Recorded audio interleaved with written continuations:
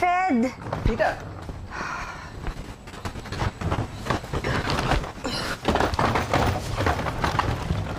Pasensya na, ha.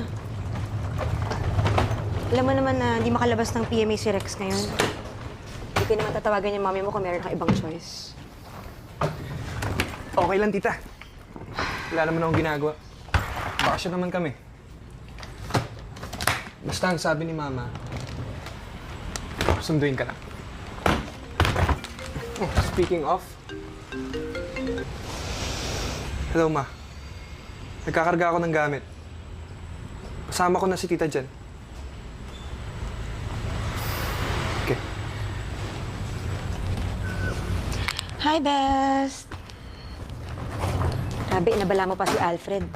Sabi sa'yo, ikaw magsundo sa akin, di ba? Papadala ko ng Mercury. Hindi nga ako pwede sa inyo, di ba? Ikaw una pupunta ni Tonyo pag malaman yan na lumayas na ako. Papakita daw ako kay Alfred sa hotel. Okay. Okay, sige. Salamat.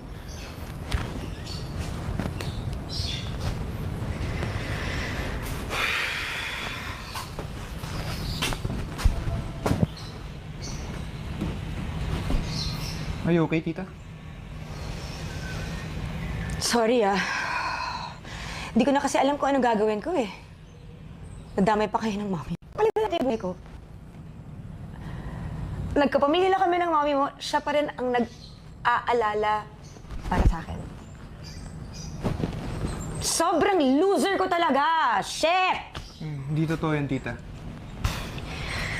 Pinakamahina sa barkada, pinakatanga, pinakapangit,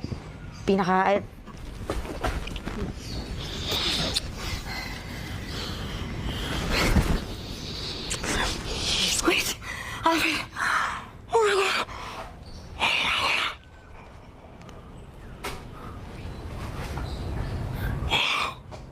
Matagal ko nang gustong gawin yan sa'yo. 14 years old pa lang ako. Ilan taon ka na ba? 21? Putang ina! Alfred! Bakit? Po! Bakit po? Gilan mo na yan. Bakit po? Ano ba?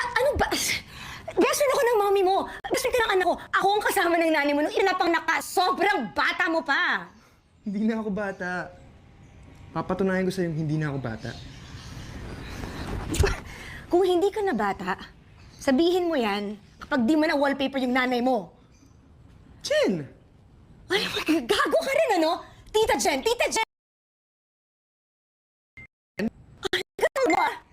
Ikaw mas matigas. Delikado, delikado, delikado.